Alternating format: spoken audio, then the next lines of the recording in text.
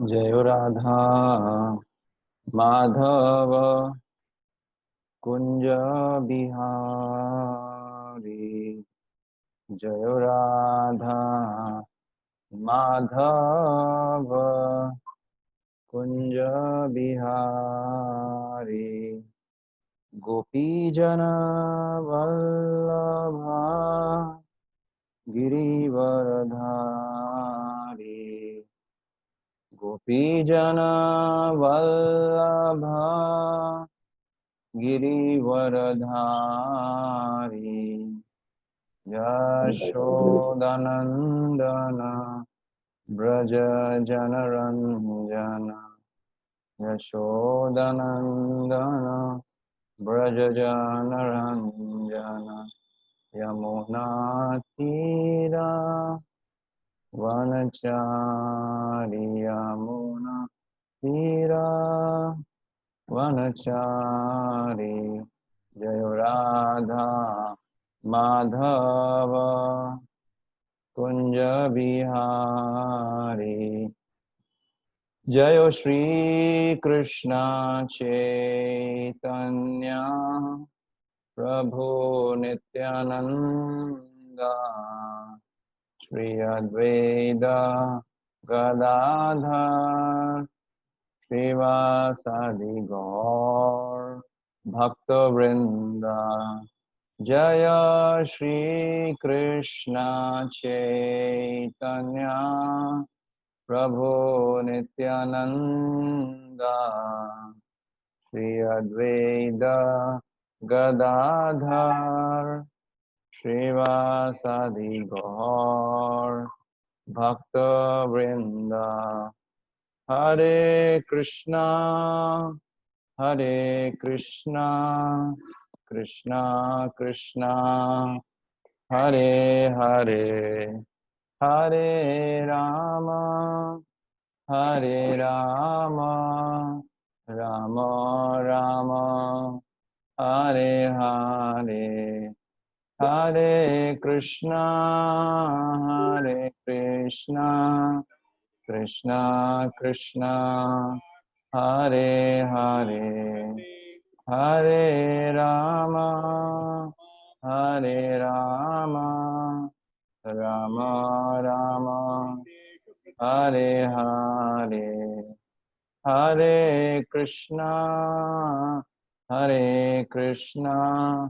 कृष्णा कृष्णा हरे हरे। हरे राम राम राम हरे हरे। जय प्रभुपादा प्रभुपादा प्रभुपादा। जय प्रभुपादा जय प्रभुपादा। जय प्रभुपादा प्रभुपादा। जय प्रभुपादा। जय जय प्रभुपाद प्रभुपाद प्रभुपाद। जय प्रभुपाद। निताय गौर हरि बोल हरि बोल हरि बोल। गौर हरि बोल। श्री हरिनाम संकीर्तन की जय। श्री श्री राधा मदन मोहन भगवान की जय। श्री श्री राधा गोविंद जी की जय। श्री श्री राधा गोपीनाथ जी की जय। श्री श्री कृष्ण बलराम की जय। श्री श्री गिरि गोवर्धन की जय। श्री श्री गौर निताय की जय। जगत गुरु श्रील प्रभुपाद की जय। समस्त एकत्रित गौर भक्त वृंद की जय। निताय गौर प्रेमानंदे हरि हरि बोल। ओम ज्ञानतिमिरान्धस्य ज्ञानञ्जन शलाकया चक्षुरुन्मिलितं येन तस्मै श्रीगुरवे नमः।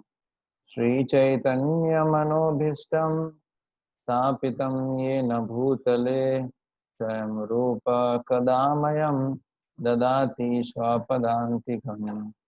वन्देऽहं श्रीगुरो श्रीयुतापदकमलं श्रीगुरुन् वैष्णवां च श्रीरूपं साग्रजातं सहगन् रघुनाथान्वितं तं सजीवं सावधेतं सावधूतं परिजन सहितं कृष्ण चैतन्य देवं श्री राधा कृष्ण पादान् सहगण ललिता श्रीविशाखान्वितांश्च नमो विष्णुपादाय कृष्णपृष्ठाय भूतले श्रीमते भक्तिवेदांत स्वामिन् इति नामिने नमस्ते सारस्वते देवे गौरवाणी प्रचारिणे निर्विशेष शून्यवादी पाश्चात्यदेशतारिणे नमो महावदन्याय कृष्ण प्रेम प्रदायते कृष्णाय कृष्ण चैतन्य नामने गौरतिषे नमः हे कृष्ण करुणा सिंधु दीनबंधो जगतपते गोपेश गोपिका कांत राधा कांत नमस्तुते तप्त कांचन गौरांगी राधे वृंदावनेश्वरी वृषभानुसुते देवी प्रणमामि हरिप्रिये वाञ्छाकल्पतरुभ्यश्च कृपा सिन्धुभ्येव च पतितानां पावनेभ्यो वैष्णवेभ्यो नमो नमः जय श्री कृष्ण चैतन्य प्रभु नित्यानंद श्री अद्वैत गदाधर श्रीवासादि गौर भक्त वृंद हरे कृष्णा कृष्णा कृष्णा हरे हरे हरे राम राम राम हरे हरे निखिल श्रुति मौलिरत्नमाला द्युति निराजिता पाद पंकजान्ता अयि मुक्तकुलेर उपास्यमानां परित्रास्त्वं हरिनाम संशयामि सार्थमर्जुनस्यादौ कुर्वन् गीतामृतं ददौ लोकत्रयो उपकाराय तस्मै कृष्णात्मने नमः अज्ञाननिराधिरुपेति यया विशेषं भक्ति परापि भजते परिपोषम् उच्चैः तत्त्वं परं स्फुरति दुर्गमम् अपि अजर्षम् षड्गुण्यभृत्स्वरचितं प्रणमामि गीतम् मनोजवं मारुतुल्यवेगं जितेन्द्रियं बुद्धिमतां वरिष्ठं वातात्मजं वानरयूतमुख्यं श्रीरामदूतं शरणं प्रपद्ये। हरे कृष्णा। तो आप सभी भक्तों का स्वागत है आज के गीता क्लास के अंदर और हम लोग चर्चा करेंगे 33वें नंबर श्लोक से 2.33। मेरा थोड़ा सा ये जो है जूम जो है हैंग हो जाता है तो हो सकता है कि डिस्कनेक्ट हो जाए तो कोई इसमें बीच में आप परेशान मत होइएगा, ठीक है। तो कई बार नेटवर्क का इशू रहता है, कई बार कंप्यूटर थोड़ा स्लो चलता है इसलिए डिस्कनेक्ट हो जाता है, इसलिए आप लोग जुड़े रहिएगा। तो ये श्लोक हम उच्चारण करेंगे। जिन भक्तों के बैकग्राउंड में डिस्टरबेंस नहीं है वो उसको अनम्यूट करके उच्चारण कर सकते हैं।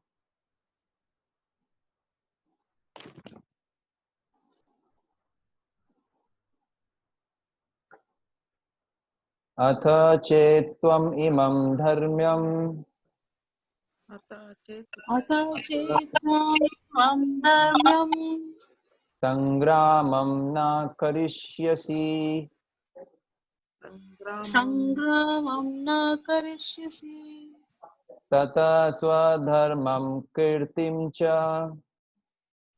तथा स्वधर्मं कीर्तिं च हित्वा पापम् अवाप्स्यसि।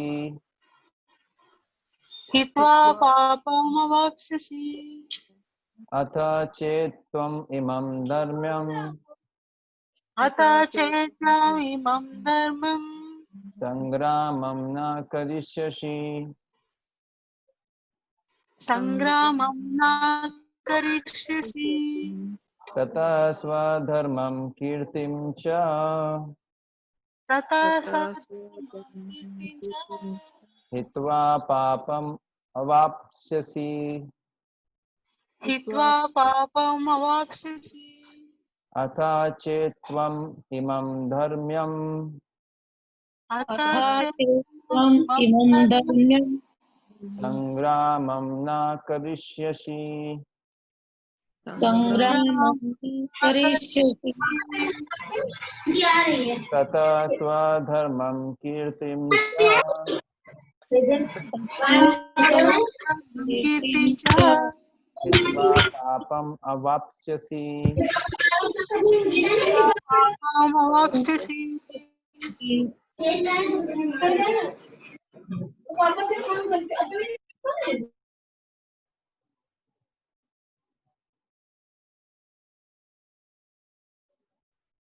आप में से कौन रीडिंग करना चाहेंगे? वो मेरे को जो है मैं म्यूट कर रहा हूँ। जिन भक्तों के बैकग्राउंड से डिस्टरबेंस आ रहा है मैं उनसे रिक्वेस्ट करूंगा कि वो म्यूट कर लें, है ना।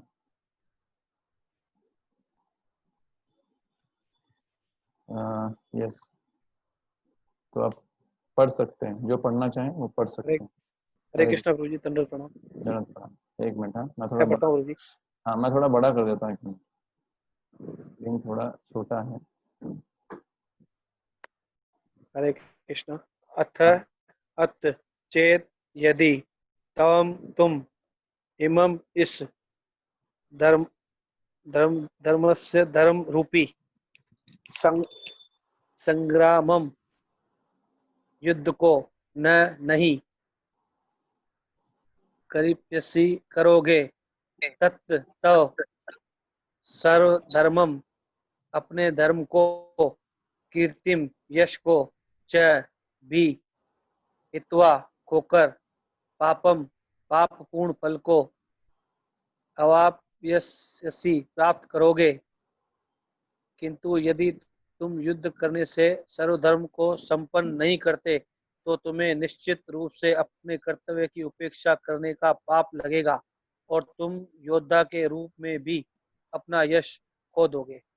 तात्पर्य: अर्जुन विख्यात योद्धा था जिसने शिव आदि अनेक देवताओं से युद्ध करके यश अर्जित किया था। शिकारी के वेश में शिवजी से युद्ध करके तथा उन्हें हराकर अर्जुन ने उन्हें प्रसन्न किया था और वर के रूप में पाशुपतास्त्र प्राप्त किया था। सभी लोग जानते थे कि वह एक महान योद्धा है। स्वयं द्रोणाचार्य ने उसे स्वयं आशीष दिया था, स्वयं आशीष दिया था और एक विशेष अस्त्र प्रदान किया था जिससे वह अपने गुरु का भी वध कर सकता था। इस प्रकार वह अपने धर्म पिता एवं स्वर्ग के राजा इंद्र समेत अनेक अधिकारियों से अनेक युद्धों के प्रमाण पत्र प्राप्त कर चुका था। किंतु यदि वह इस समय युद्ध का परित्याग करता है तो वह न केवल क्षत्रिय धर्म की उपेक्षा का दोषी होगा अपितु उसके यश की भी हानि होगी और वह नरक जाने के लिए अपना मार्ग तैयार कर लेगा। दूसरे शब्दों में वह युद्ध करने से नहीं अपितु युद्ध से पलायन करने के कारण नरक का भागी होगा। हरे कृष्ण। हरे कृष्ण।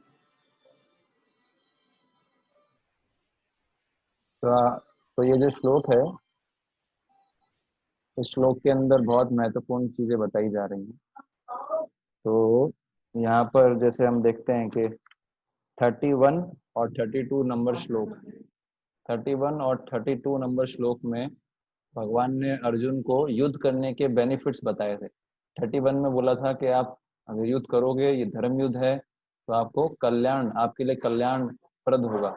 और 32 श्लोक में बोलते हैं कि अगर आप युद्ध करोगे तो आपको स्वर्ग प्राप्त होगा, कम से कम स्वर्ग प्राप्त होगा। और आज के श्लोक में बता रहे हैं अगर अर्जुन युद्ध नहीं करेंगे तो क्या होगा, कि उनको अनेक प्रकार के दोष लगेंगे। तो आज के श्लोक में भगवान क्या बता रहे हैं अर्जुन को, कि यदि आप युद्ध नहीं करोगे तो आपको अनेक प्रकार के दोष लगेंगे। इस श्लोक में बता रखा है। तो मुख्य रूप से यहाँ पर 3 दोषों का वर्णन किया जाएगा, वो हम चर्चा करेंगे। तो सबसे पहली जो है श्लोक की लाइन है अथ चेत। अथ चेत, अथ का मतलब है अब, और चेत का मतलब है मान लिया जाए। तो यहाँ पर क्या बता रहे हैं, यदि मान भी लिया जाए, है ना, क्या बता रहे हैं इसमें? अथ चेत जो शब्द यूज कर रहे हैं, इसके पीछे ये तात्पर्य है, भाव ये है, ऐसा बता रहे हैं कि यदि ये मान भी लिया जाए, क्या मान लिया जाए?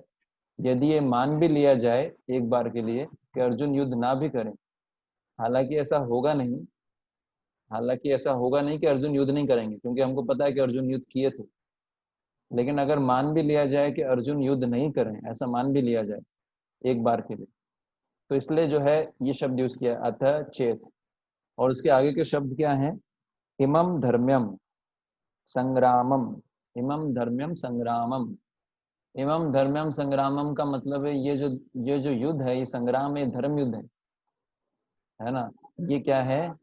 ये धर्म युद्ध के साथ कंपेयर किया गया है। इसका मतलब जो जितना इस युद्ध के अंदर अर्जुन भाग लेंगे, उतना अर्जुन को लाभ प्राप्त होगा, उतना अर्जुन को पुण्य प्राप्त होगा। इसको कैसे समझ सकते हैं? जैसे कोई ब्राह्मण है, अगर आप भगवत गीता में पढ़ेंगे ब्राह्मण के कर्तव्य क्या हैं, तो आता है यजन याजन पठन पाठन दान प्रतिग्रह। ब्राह्मण वो होता है जो यज्ञ करता है, यज्ञ करना सिखाता है, यज्ञ करवाता है। पठन पढ़ता है शास्त्रों की शिक्षा और दूसरों को पढ़ाता है, खुद पढ़ता है, शास्त्र पढ़ता है, दूसरों को पढ़ाता है। दान प्रतिग्रह, दान स्वीकार करता है और जितना आवश्यक उतना रखता है, बाकी डिस्ट्रीब्यूट कर देता है। तो ये ब्राह्मण का लक्षण है। ऐसे क्षत्रिय का बता रखा है लक्षण क्या? युद्ध च अपलायनम गुण है क्षत्रियों का। क्षत्रियों का कर्तव्य क्या है कि वो क्षत्रायते इति क्षत्रिय, जो रक्षा करता है। तो जब ब्राह्मण अपने कार्यों में को अच्छी प्रकार से करता है, जैसे स्वाध्याय हो गया, वेद अध्ययन हो गया, जितना वो अपने कार्यों को अच्छे प्रकार से करता है, उतनी उसकी चेतना शुद्ध होती है। उसी प्रकार से जब क्षत्रिय अपने कर्तव्य, क्षत्रिय कर्तव्य क्या है? रक्षा करना, है ना, क्षति से, नुकसान होने से जो है रक्षा करना। तो क्षत्रिय का कर्तव्य युद्ध के अंदर भाग लेना। तो जितना क्षत्रिय युद्ध के अंदर भाग लेता है, उतना ही उसका चेतना शुद्ध होता है ना। यहाँ पर ये बताया गया है। तो इस श्लोक पे शिला प्रभुपाद जी ने प्रवचन दिया था लंदन में 1973 के अंदर, 3 सितंबर को। उसमें शिला प्रभुपाद जी बोलते हैं कि कभी युद्ध करना जो है वो कभी कभी तो ऐसा लगता है युद्ध करना उचित है, कभी लगता है युद्ध करना उचित नहीं है। तो ये जो उचित अनुचित जो है युद्ध करना, ये डिपेंड करता है टाइम, प्लेस और सर्कमस्टेंसेस पे। समय काल परिस्थिति पे डिपेंड करता है कि युद्ध करना चाहिए कि नहीं करना चाहिए, समय काल परिस्थिति पे, और किसके आदेश से युद्ध किया जा रहा है। भगवत गीता कभी भी हमको अहिंसा की शिक्षा नहीं देता है। भगवत गीता बताता है समय काल परिस्थिति के हिसाब से जो कर्तव्य करना पड़े उसको करना चाहिए। अगर युद्ध करना जरूरी है तो युद्ध करना पड़ेगा, युद्ध करना जरूरी नहीं है तो युद्ध नहीं करना है।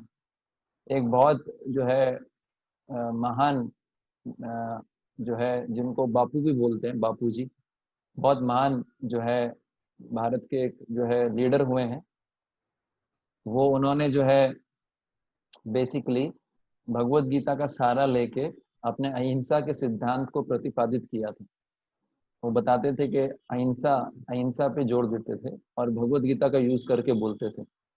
लेकिन अगर वास्तव में देखा जाए, श्रीला प्रभुपाद जी बोलते हैं अपने इस प्रवचन में, क्या बोलते हैं कि यदि कोई व्यक्ति भगवत गीता का यूज करके अपने मन घड़ंत सिद्धांतों को प्रस्तुत करता है तो ये बहुत बड़ा अपराध है।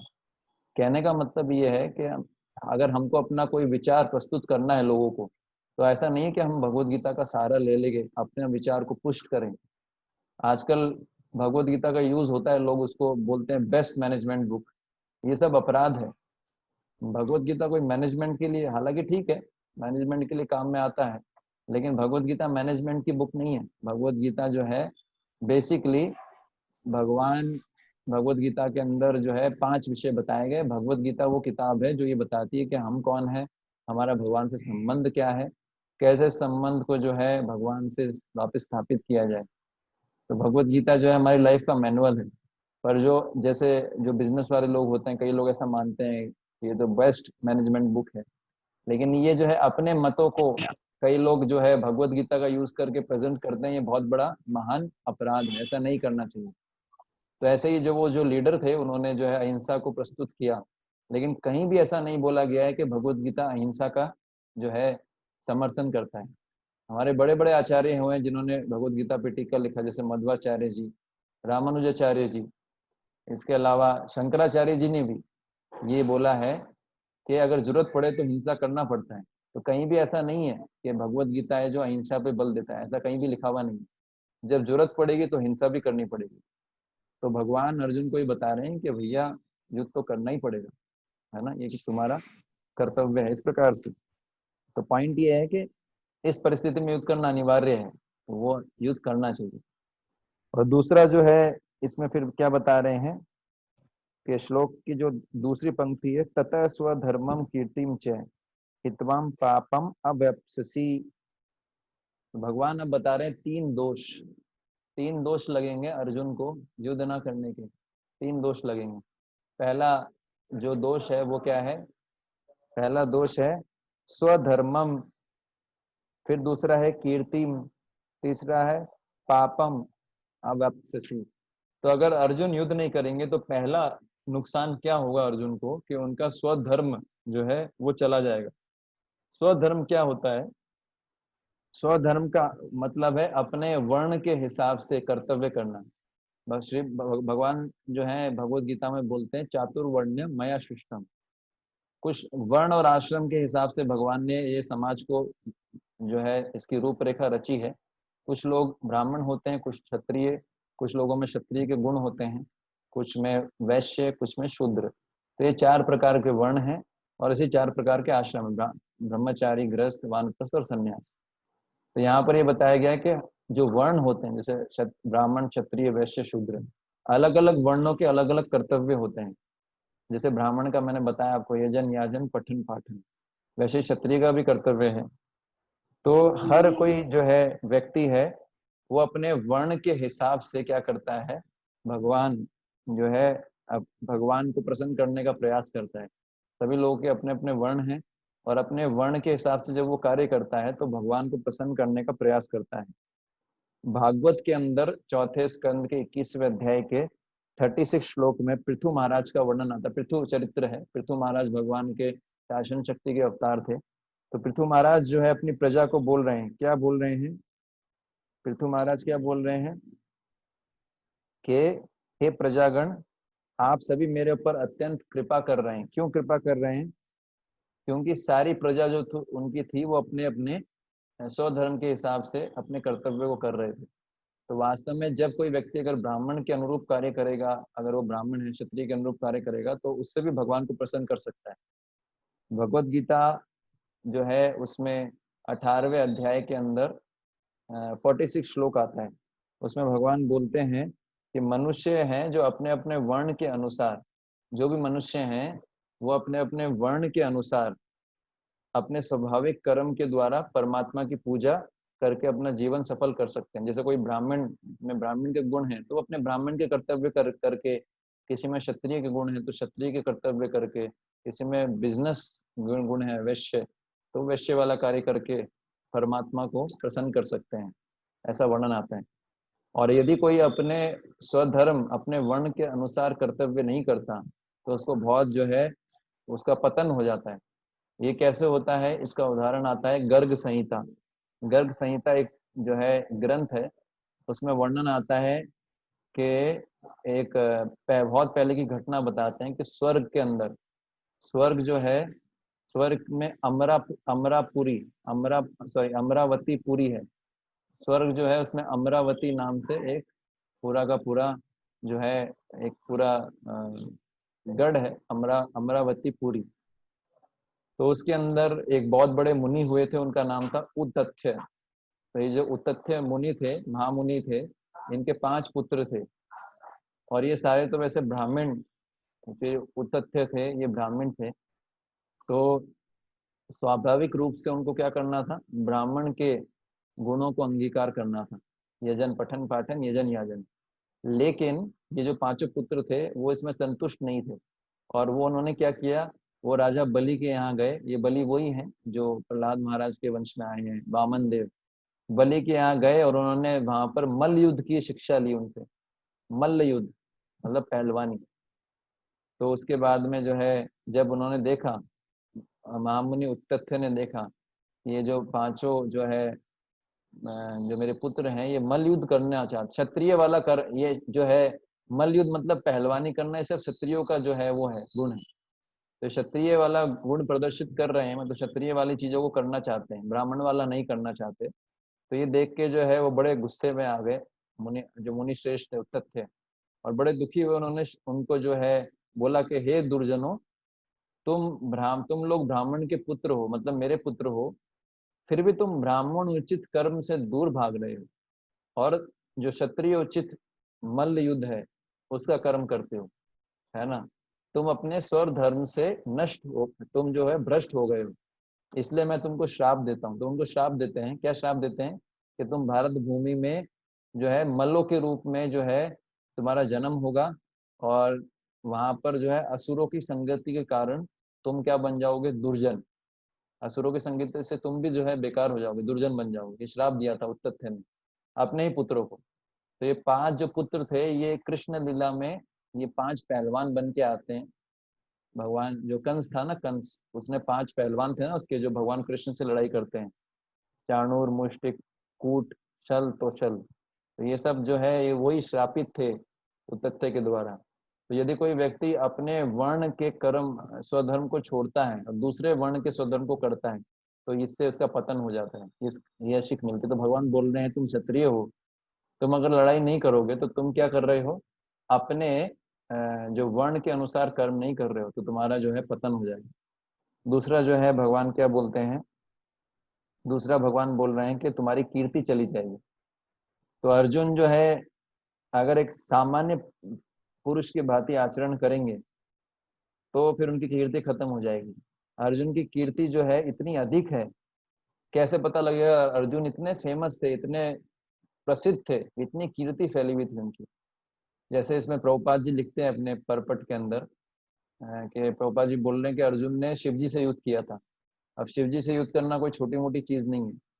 ऐसा बताते हैं कोई भी देवता और असुर शिव जी से युद्ध करने में घबराता है, कल्पना भी नहीं कर सकता, सोच भी नहीं सकता। कंस जो इतना शक्तिशाली था, कंस ने क्या किया था? स्वर्ग में जाकर अपनी सेना से पूरे देवताओं को पराजित कर दिया था, पूरे देवताओं पर विजय प्राप्त कर ली थी। लेकिन उसने भी शिव जी के साथ युद्ध नहीं किया था, साहस ही नहीं किया था। एक बार रावण ने प्रयास किया था, है ना, रावण ने भी सभी जगह जाके अपने विजय का पताका फहराया था। लेकिन जो है एक बार उन्होंने प्रयास किया था, वो कैलाश पर्वत गए थे और उनको उखाड़ने का प्रयास किया, और अपने भुजाओं से कैलाश पर्वत को उठाने लगे।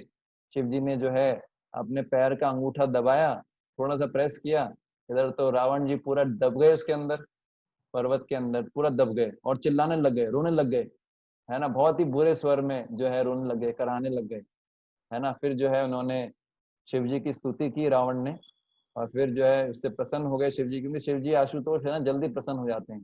इसलिए भौतिक जगत के लोग है ना शिव जी की पूजा जल्दी करते हैं, क्योंकि उनको भौतिक भोग चाहिए। और शिव जी बहुत सीधे साधे हैं, जो कुछ चाहिए होता है उसको दे देते हैं, सोचते भी नहीं है। जैसे वो एक भस्मासुर था, उसको वर दे दिया, फिर खुद ही परेशान हो गए शिव जी। इसलिए जो भौतिकवादी लोग हैं उनको भोग करना है तो शिव जी की पूजा करते हैं, जल्दी खुश हो जाते हैं। कृष्ण की पूजा करेंगे तो भगवान तो बहुत धैर्य धारण करना पड़ता है, इतनी आसानी से जल्दी कुछ देते नहीं। देते हैं तो ऐसा देते हैं, फिर वो कोई नहीं देता, है ना।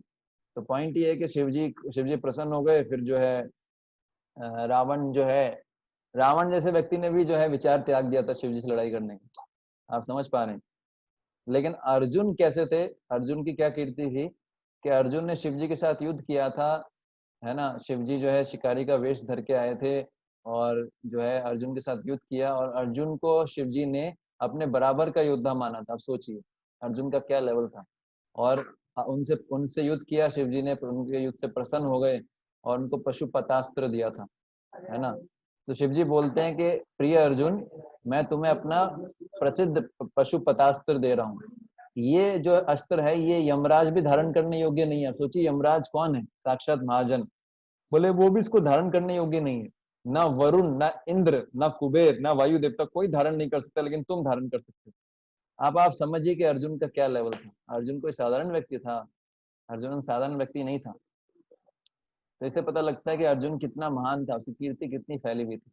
दूसरा उदाहरण आता है कि अर्जुन स्वर्ग में गए थे इसी शरीर में। कोई भी व्यक्ति इस शरीर में स्वर्ग नहीं जा सकता, शरीर छोड़ेगा तभी स्वर्ग जाएगा। लेकिन अर्जुन की कीर्ति इतनी महान थी क्योंकि अर्जुन इंद्र के पुत्र हैं, उनके धर्म पिता हैं इंद्र। तो इंद्र ने एक बार जो है अपने सारथी को भेजा था, अपना रथ भेजा था, और अर्जुन जो है उस रथ में बैठ के फिर इंद्र जो है स्वर्ग में गए थे इसी शरीर में बिना मरे। तो आप समझ रहे हैं? तो पॉइंट ये है, और इंद्र ने अपना आधा सिंहासन अर्जुन को बैठने के लिए दिया था। आप समझ पाते? तो अर्जुन कितने महान है, कोई कर सकता है? जैसे त्रिशंकु ने भी स्वर्ग में प्रवेश करने का प्रयास किया है, लेकिन यहाँ पर अर्जुन देखिए दूसरा उदाहरण है। तीसरा उदाहरण है कि अर्जुन कितने ज्यादा महान थे कि जब इंद्र स्वर्ग में गए थे अर्जुन, तो वहां पर ऐसे कुछ असुर थे, है ना, जिनको 3 ऐसे असुरों का ग्रुप था जिनको बोलते थे निवात कवच। तो ये निवात कवच जो थे, ये 3 करोड़ असुरों का ग्रुप था, और ये असुर इतने शक्तिशाली थे कि इनसे देवता लोग भी युद्ध नहीं कर पा रहे थे। इन्होंने देवताओं को हरा के ही स्वर्ग के अंदर ही वो अपना निवास स्थान बना दिया था, इतने शक्तिशाली थे, और कोई देवता इनसे लड़ नहीं पाता था। अब अर्जुन ने क्या किया, मनुष्य शरीर होते हुए इनके साथ युद्ध किया, उनको हराया था। तो ये अर्जुन की कीर्ति है। जो देवता भी डरते थे जिनसे, अर्जुन ने उनको अकेले परास्त किया। आप समझ सकते हैं? तो पॉइंट ये है कि अर्जुन अगर युद्ध नहीं करेंगे तो उनकी जितनी कीर्ति जो अभी तक फैली है वो सब नष्ट हो जाएगी, भगवान ये बताना चाहते हैं।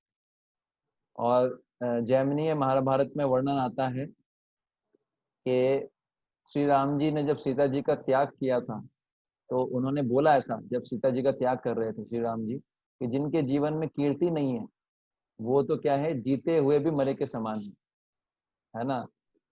तो इस श्लोक में जो मनुष्य हैं, मनुष्यों के लिए सत्कीर्ति के समान, श्री राम जी बोलते हैं मनुष्यों के लिए सत्कीर्ति के समान पाप से रक्षा करने वाली, है ना, कोई और दूसरी वस्तु नहीं है, पुण्य देने वाली और कोई दूसरी वस्तु नहीं है। उत्तम लोगों को प्राप्त कराने के लिए भी जो है सत्कीर्ति की आवश्यकता है। और इस भूतल पे अगर कोई मनुष्य रह रहा है और जिसकी कीर्ति है ही नहीं, जिसकी अपकीर्ति फैली हुई है, अपयश फैला हुआ है, उसका जन्म लेना व्यर्थ है, श्री राम जी बोलते हैं, और उसका जीवन भी निरर्थक है। अगर कोई व्यक्ति संसार में शुद्ध कर्म करता हुआ, भले ही वो उसकी आयु बहुत कम हो, भले ही वो 2 सेकंड जिए, या वो 2 घंटा जिए, या 2 साल जिए, पर अगर वो कीर्ति में जीवन जी रहा है, कीर्ति इज्जत का जीवन जीता है, कीर्ति मतलब सत्कीर्ति, अगर वो जीवन जीता है, तो ये जीवन कई गुना श्रेष्ठ है उस जीवन से जिसमें कीर्ति नहीं है लेकिन बहुत लंबा जीवन है ना। आप समझ गए? तो श्री राम जी बोलते हैं क्या कौवा और उल्लू, जो कौवा और उल्लू जैसे पक्षी होते हैं, क्या वो लंबे समय तक जीवित नहीं रहते? वो भी रहते हैं, पर उनके जीवन का कोई कीर्ति है, उनका कोई यश है? कोई यश नहीं। क्या लाभ इतना लंबा जीवन जीने का? तो कीर्तिहीन मनुष्य का जीवन भी उसी प्रकार होता है। आप समझ गए?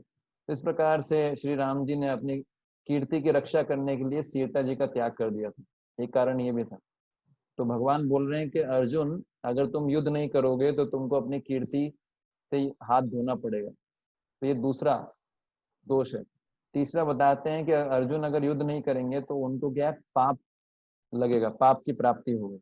ये कैसे? अर्जुन को लग रहा था कि अगर मैं युद्ध करूंगा तो मुझे पाप पाप लगेगा। पहले अध्याय के 44वें श्लोक में देखेंगे, फर्स्ट चैप्टर के 44 श्लोक में अर्जुन बोलते हैं कि कितने आश्चर्य की बात है कि हम लोग जघन्य पाप करने जा रहे हैं, मतलब अपने बंधुओं का वध करेंगे तो जघन्य पाप करेंगे, परंतु भगवान इसके बिल्कुल उल्टा बोल रहे हैं, बोले युद्ध नहीं करने से तुमको पाप लगेगा। तो प्रश्न उठता है ये कैसे संभव है, युद्ध ना करने से कैसे पाप लगेगा? इसे कई प्रकार से इसको समझाया जा सकता है।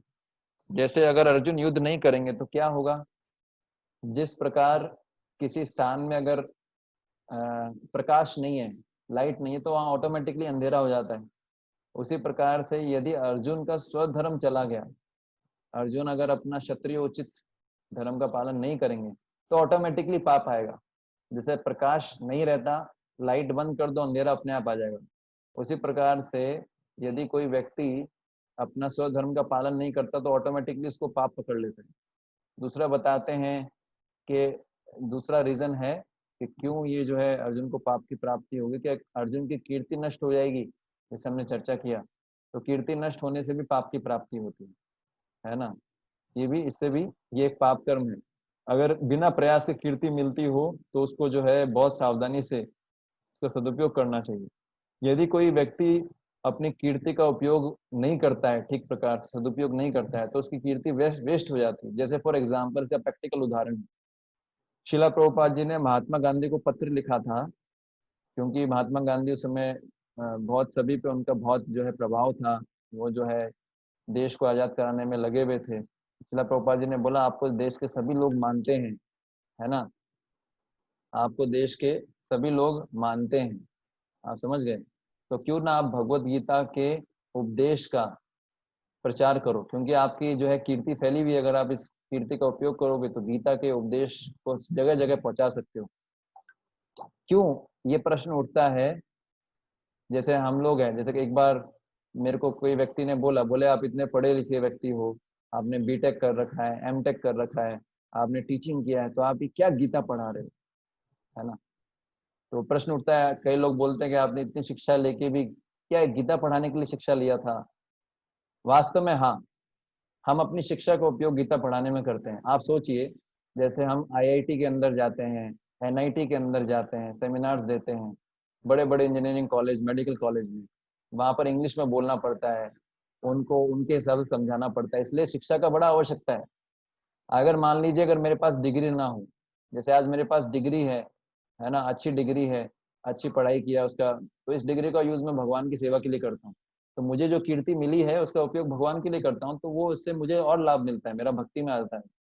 पर अगर किसी के पास कीर्ति है, अगर वो कोई फेमस आदमी अगर वो गीता का प्रचार ना करे, जैसे महात्मा गांधी जी को प्रभुपाद जी ने बोला, पर महात्मा गांधी एक्चुअली प्रभुपाद जी ने उनको पत्र लिखा था कि आप गीता का प्रचार करने में मदद कीजिए, लेकिन उनका कोई रिप्लाई नहीं आया। तो पॉइंट यही है कि अपनी कीर्ति को नष्ट करना एक प्रकार का पाप है। और तीसरा कारण बताते हैं, अगर अर्जुन युद्ध नहीं करेंगे तो क्या होगा, कि कौरवों का विरोध नहीं करेंगे। युद्ध नहीं करना मतलब कौरवों का विरोध ना करना, तो यही माना जाएगा कि आप अगर किसी के गलत कार्यों का विरोध नहीं कर रहे हो तो आप उसको सपोर्ट कर रहे हो, यही माना जाएगा। तो इस पे अर्जुन को पाप लगेगा। और फिर एक और कारण बताते हैं, अगर अर्जुन युद्ध नहीं करेंगे तो क्या होगा, मानव समाज में, अर्जुन पूरे मानव समाज में विचार फैल जाएगा कि कौरवों के अत्याचार को अर्जुन ने जैसे व्यक्ति ने सहन कर लिया, इसका मतलब सहन करना चाहिए, चाहे कोई अपराध करे, पाप करे, सहन करो, है ना, चाहे अत्याचार को सहन करो। तो ये जो है, और लोग ये सोचेंगे कि क्योंकि अर्जुन जैसे व्यक्ति ने कौरवों का विरोध नहीं किया, युद्ध नहीं किया, इसका मतलब कौरव ठीक थे। तो इस प्रकार से अत्याचार बढ़ेगा, दुराचार फैलेगा पूरे समाज में। तो इस कारण से भी अर्जुन को पाप की प्राप्ति होगी, क्योंकि जब कोई बहुत ही फेमस व्यक्ति कुछ गड़बड़ करता है, उसका आचरण उस प्रकार से नहीं होता जिस प्रकार से होना चाहिए, तो उससे ज्यादा एंटी पिचिंग होता है। आप समझ गए। तो इस प्रकार से भगवान बता रहे हैं कि ये दोष प्राप्त होंगे अगर अर्जुन युद्ध नहीं करेंगे। हरे कृष्णा। तो यही चर्चा का विषय था। किसी का कोई प्रश्न है तो आप पूछ सकते हैं।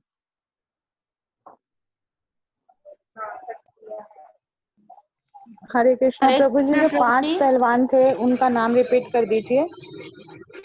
ये जो 5 पहलवान थे, इनका नाम था शल, कौशल, चाणूर, मुष्टिक, है ना। कितने हो गए?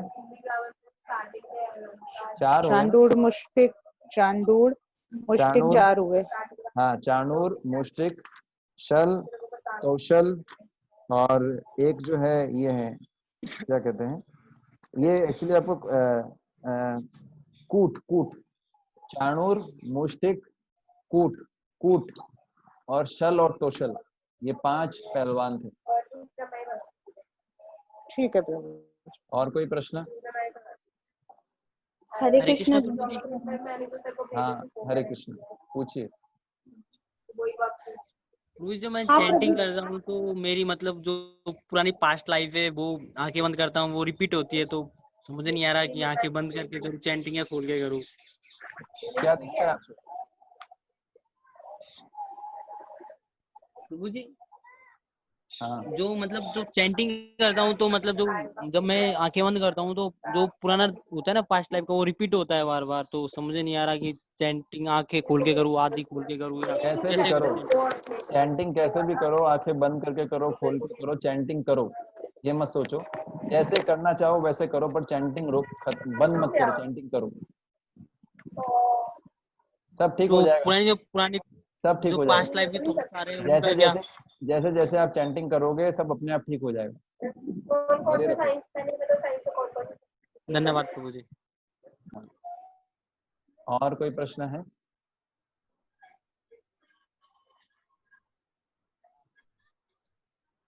और कोई प्रश्न है? ओके, आपसे अनम्यूट नहीं हो रहा है। आप ऐसा कर सकते हैं कि मेरे को व्हाट्सएप करके प्रश्न पूछ सकते हैं, क्योंकि अभी समय भी हो गया। मैं आपको अनम्यूट करने का प्रयास करता हूँ, हो जाता है तो ठीक। हाँ पूछिए। हरे कृष्णा प्रभु जी। हरे कृष्ण। मेरा सवाल थोड़ा सा विचित्र है प्रभु जी। ठीक है, तो ये जो है अभी ये हो सकता है डिस्कनेक्ट हो जाए, तो आप वापस कनेक्ट इस पे आइएगा, ये डिस्कनेक्ट होने वाला है, फिर आप पूछ लीजिएगा। कृष्णा हरे कृष्ण, कृष्ण कृष्ण हरे हरे, हरे राम राम राम हरे, हरे कृष्ण कृष्ण कृष्ण हरे हरे, हरे राम राम राम हरे हरे। हरे कृष्णा प्रभु जी। हाँ हरे कृष्ण। प्रभु जी, मेरा ये सवाल है कि जैसे जब कोई अपना धर्म परिवर्तन करता है तो उसका भी पतन हो जाता है क्या? जैसे कोई हिंदू है तो वो सिख बन रहा है, और मैंने पूछा ऐसा क्यों कर रहे हो, तो उसने कहा कि हिंदू में देवी देवता सुनते नहीं है जल्दी से, तो उन्होंने इसलिए अपना धर्म परिवर्तन कर लिया। क्या उनका पतन होगा क्या, या उनके पूर्व जन्म के कोई ऐसे कर्म होंगे कि हिंदू धर्म उन्होंने छोड़ दिया और क्रिश्चियन धर्म अपना लिया? देखिए, ये जितने भी धर्म है ये सब नकली धर्म है, ये धर्म ही नहीं है, तो उसका पतन हुआ है ऑलरेडी। जो असली धर्म में नहीं है वो ऑलरेडी पतित है। ना तो हिंदू धर्म है ना मुस्लिम धर्म है, ये धर्म ही नहीं है। ये धर्म है वो क्या, सनातन धर्म। सनातन हिंदू का मतलब, धर्म सनातन धर्म है। हाँ नहीं, हिंदू धर्म सनातन धर्म नहीं है, सनातन धर्म और हिंदू धर्म अलग अलग है, ये समझना पड़ेगा। हिंदू धर्म ही नहीं है, हिंदू नाम का कोई शब्द ही नहीं है शास्त्रों में, ये समझना पड़ेगा। तो पॉइंट मेरा ये है कि असली धर्म है, धर्म का मतलब एक ही है, कृष्ण की सेवा। अगर कोई कृष्ण की सेवा कर रहा है, चाहे वो हिंदू मुस्लिम हो, ये सब एक्सटर्नल है। जैसे एक स्कूल का ड्रेस होता है व्हाइट शर्ट और ब्लैक पैंट, एक स्कूल की ड्रेस होती है रेड शर्ट रेड पैंट, पर दोनों में शिक्षा तो एक ही शिक्षा दी जाती है ना, एक ही तरह का सिलेबस होता है। उसी प्रकार से धर्म का मतलब है भगवान की सेवा करना। आप चाहे आपने ड्रेस कैसे पहनी हो, चाहे आपने क्रिश्चियन वाली ड्रेस पहनी हो या हिंदू वाली, उससे कोई फर्क नहीं पड़ता। अगर कृष्ण की सेवा कोई कर रहा है तो वो वास्तव में धर्म, वो उसका पतन नहीं हुआ। कृष्ण की सेवा नहीं कर रहा है तो वो पतित है ऑलरेडी, और उसका जो है उसका धर्म का मतलब ही है। और कोई प्रश्न? धन्यवाद प्रभु जी। है ना, वो पतित था पहले, वो पतित था और पतित ही रह गया, वो पॉइंट ही है। हाँ हरे कृष्णा, दंडवत प्रणाम प्रभु जी। दंडवत प्रणाम। प्रभु जी, मेरा एक प्रश्न है। अभी जैसे आपने समझाया कि अर्जुन का धर्म था कि क्षत्रिय और वो युद्ध करना, ऐसे ब्राह्मणों का धर्म है, तो अभी ये जो कलयुग है इसमें हम लोगों का क्या धर्म है प्रभु जी, मैं ये जानना चाहती हूँ। देखिए, हमारा धर्म तो है कृष्ण की सेवा करना, धर्मम तो साक्षात भगवत प्रणीतम। आवाज नहीं आ रही है प्रभु जी। मैं बोल रहा था कि हमारा एक ही धर्म है, कृष्ण की सेवा करना, धर्मम तो साक्षात भगवत प्रणीतम। आवाज, हाँ अभी आ रहा है? हरे कृष्णा, अभी आवाज आ रहा है? हरे कृष्णा, वॉइस नहीं आ रहा है, ऐसा कैसे हो रहा है? हरे कृष्णा कृष्णा कृष्णा हरे हरे, हरे राम राम राम हरे हरे। अभी वॉइस नहीं आ रहा है? आवाज नहीं है। हाँ अभी आ रही है, बस अभी आई। तो मैं बोल रहा था कि हमारा एक ही धर्म है, जीवात्मा का एक ही धर्म है, कृष्ण सेवा। बस हाँ, इतना ध्यान रखिए, सिंपल। हाँ हरि बोल, दंडवत प्रणाम प्रभु दंड जी। प्रणाम। और कोई प्रश्न है? प्रभु जी, मेरा ही प्रश्न है। हाँ जैसे कि मैं जब जपा करती हूँ तो मेरे आंखों से आंसू निकलते हैं और ऐसा लगता है कि मैं कृष्ण के नाम से ही पागल हो रही हूँ, या इसे क्या कहेंगे, कृष्ण के प्रेम में विरह। हाँ, तो आपका और प्रश्न क्या कभी है? भी जैसे ईश्वर की जैसे कृष्ण की कोई भी चित्र देखती हूँ या फोटो देखती हूँ, मंदिर जाती हूँ तो मेरे आंसू निकलने लगते हैं। ऐसा लगता है कि मुझे सब कुछ मिल गया हो और मैं बस अब मुक्ति चाहती हूँ। ऐसा लगता है कि अच्छा मुझे है। इस भौतिक संसार से मुक्ति मिल जाए, बस मुझे यही लगता है। ऐसा क्यों लगता है? नहीं ठीक है, लेकिन जो वास्तव में जो भक्त हुए हैं बड़े लेवल के, वो तो संसार से मुक्ति भी नहीं चाहते हैं। युद्ध जी इस पर क्यों बुरा होगा? युद्ध जी प्रहलाद महाराज जो हैं, प्रहलाद महाराज बोलते हैं प्रभु मुझे कोई मुक्ति नहीं चाहिए, मैं तो इस संसार में रह के आपका प्रचार करना चाहता हूँ। जो लोग आपसे दुख भोग रहे हैं आपसे अलग होके, मैं उनको आपकी भक्ति में जोड़ना चाहता हूँ, बस मुझे मुक्ति भी नहीं चाहिए। एक्चुअली जो शुद्ध भक्त होता है वो कुछ नहीं मांगता, बोलता है भगवान कहीं भी रखो, कैसे भी रखो, बस आपका स्मरण होता रहे, बस उसी के लिए यही सुख है। तो अगर आप ऐसा महसूस कर रहे हो तो अच्छा है, उसमें कोई गलत नहीं है, ठीक है। अच्छा, करते रहिए, चैंटिंग करते रहिए धीरे धीरे, है ना। धन्यवाद प्रभु जी। है ना।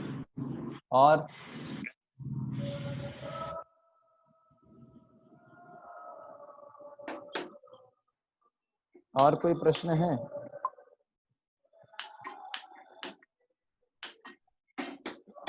हरे कृष्णा।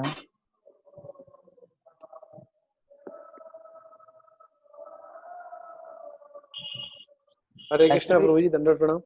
हाँ पूछिए। प्रभु जी, अर्जुन ने शिव जी से युद्ध क्यों किया था?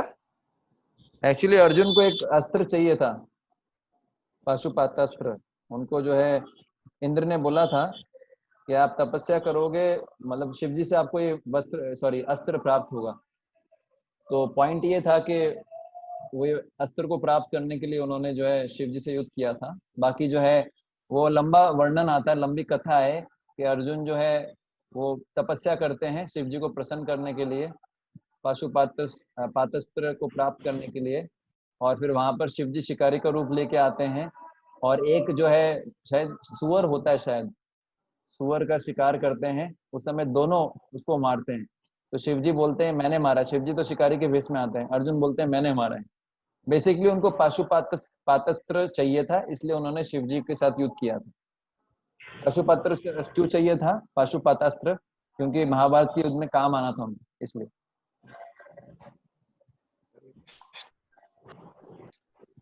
और कोई प्रश्न है?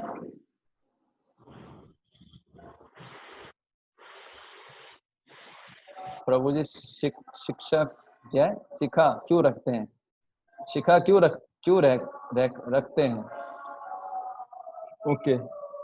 शिखा जो है, देखिए शिखा जो है, ये शिखा, इसके आसपास बहुत सारे बाल होते हैं, बीच में एक सेंटर चोटी होती है। तो शिखा बताता है कि भगवान एक है और हम उनके सेवक हैं। एक भगवान जो है, सेंटर में जो शिखा है, एक भगवान, और साइड में जो बहुत सारे बाल होते हैं, मतलब एक जो भगवान होते हैं वो बहुत सारे जीवों का भरण पोषण करते हैं, मतलब ईश्वर एक है और हम जो हैं हम भगवान नहीं है। पॉइंट ये है, शिखा जो है दर्शाती है कि ईश्वर एक है, उनका नाम है भगवान कृष्ण, और हम उनके सेवक हैं, है ना। और वो भगवान हमारा पालन पोषण करते हैं। तो एक कारण ये है, शिखा ये बताता है। कई लोग शिखा नहीं रखते, बिल्कुल टकला होता है, वो ये मानते हैं कि ईश्वर और जीव एक ही है, उनमें कोई भेद नहीं है। मायावादी बोलते हैं इन लोगों को। तो हमारा सिद्धांत है कि ईश्वर और जीव अलग अलग है, एक नहीं है। ईश्वर जीव जो है वो ईश्वर का अंश है, और जीव ईश्वर का सेवक है, और ईश्वर सेव्य है, इसलिए, है ना, इसलिए शिखा रखते हैं। हरे कृष्णा। श्रील प्रभुपाद की जय। निताई गौर प्रेमानंदे। हरि हरि बोल।